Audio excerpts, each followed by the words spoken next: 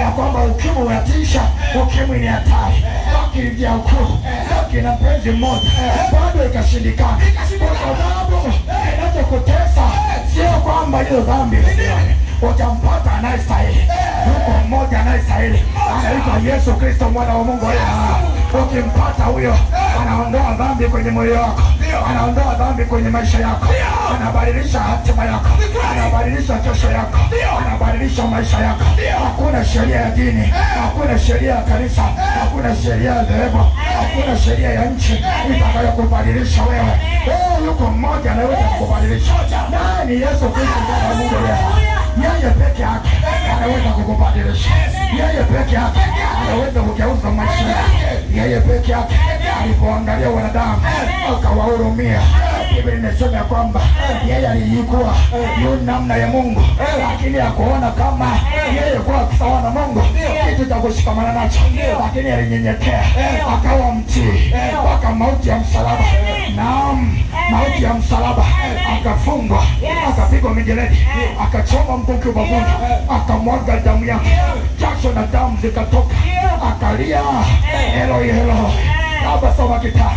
Akawalilia watu wa Mbeya, akawalilia watu wa Tukuyu, akawalilia watu wa Uyole, akawalilia watu wa kanisani, akawalilia. Alipoona dhambi zao akawalilia. Alijua ya kwamba mitaa na taratibu zao hazitawasaidia, dini zao hazitawasaidia. Yeye akamwaga damu yake juu ya msalaba, damu yake ikamwagika ili ilete ondoleo la dhambi. Ndio maana peke yake anastahili. Biblia inasema kwamba ile akakata roho.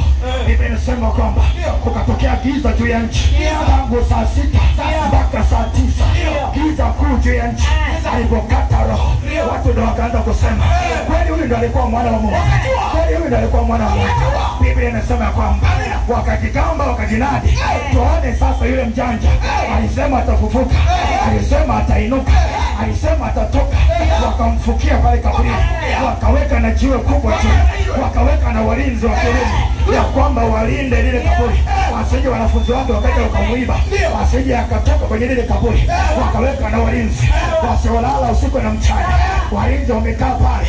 Maandiko yanasema ilipofika siku ya tatu ilipofika, malaika akashuka kutoka mbinguni, akaja pale kwenye jiwe. Inasema wale walinzi wote wakapigwa, wakazimia, wakalala wakiwa wamezimia. Malaika akaenda pale kwa nguvu za Bwana, akalipingilisha lile jiwe, alafu akalikalia. Mwanaume Yesu akatoka, akawaambia wale watu na watangulia nimewatangulia kwenda Galilaya. Hakuna haja mwanadamu kuendelea na dhambi tena. Yuko Yesu anayestahili, yuko Yesu anayestahili.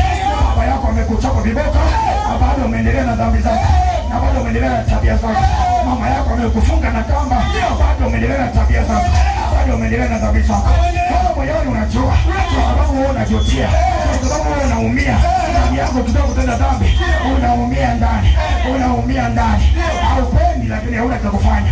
Haupendi kuendelea kunywa pombe lakini hauna cha kufanya. Haupendi kuendelea kuwa mzinzi lakini hauna namna za kufanya. Leo nimeleta dawa. Yuko mmoja anayestahili. Yuko Yesu anayestahili. Kubali leo, muamini leo, mfuate leo. Atakubadilisha, atatoa dhambi yako, atakufanya kiumbe kipya. Ya kale yatapita, tazama yatakuwa mapya. Utakuwa mhubiri mzuri, utakuwa mtumishi wa Mungu, utakuwa mwana wa Mungu. Maisha yako yatabadilika, hatima yako itabadilika.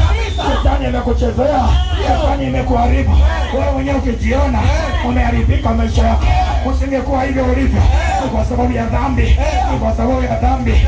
Nikwambie tu mtu wa Mungu, shetani hajawahi kuwa na karama ya raha. Shetani hajawahi kuwa na karama ya raha. Anakupa raha ya kitambo, anakupa raha ya kitambo, anakuvuta tu, lakini yeye anataka kukuangalia, lakini yeye anataka kukuua, yeye anataka kukumaliza. Maandiko yanasema mwivi haji ila aibe na kuchinja na kuharibu. Yeye ana kazi 3. Kazi yake ya kwanza ni kuiba. Ameiba hatima yako, ameiba ndoa yako, ameiba watoto wako, ameiba afya yako. Yeye ni kazi yake, ameiba mpaka afya yako. Unaitwa afya mgogoro, ameiba na tabia zako. Ulikuwa na tabia njema, ameiba kwa sababu yeye ni mwivi. Biblia inasema kwamba kazi yake yeye kuiba, lakini kazi yake nyingine ni kuchinja. Anakuua kabisa. Yeye anakuweka karibu ili aweze kukuua, ili aweze kukuua. Ndio maana ameua hatima yako, baada ameua ndoa yako, ndio maana ameua kesho yako, ndio maana ameua maisha yako, ameyaua kabisa, na bado anataka kukumaliza kabisa, ufe kabisa tuko sawa. Lakini pia Biblia inasema kazi yake ya tatu, mwivi hadi ila aibe, achinje na kuharibu. Ndio maana ameharibu na ndoa yako, ndio maana ameharibu na duka lako, ameharibu na biashara yako. Ulikuwa na biashara kubwa kule kwingine, ulikuwa na duka kubwa mahali fulani, lakini yote ameliharibu. Wakakudanganya twende kwa waganga ili wakusaidie. Usijue ya kwamba waganga ni watumishi wa shetani, usijue ya kwamba waganga ni watumishi wa yule mwivi. Wakaliua duka lako, wakaua na afya yako, wakaharibu kila kitu, wakaharibu kila kitu. Ndio maana ulipaswa kuwa kijana mzuri, ndio maana ulikuwa binti mzuri, ulikuwa mama mzuri, lakini sasa hivi umeharibika. Sasa hivi umeharibika, mpaka uso wako umeharibika, mpaka mwili wako umeharibika, maisha yako yameharibika. Waswahili wa sasa wanasema hauna mbele wala nyuma, kwa sababu shetani amekuharibu. Lakini habari njema inasema kwamba Yesu anasema kwamba mimi nalikuja ili wawe na uzima, kisha wawe nao tele.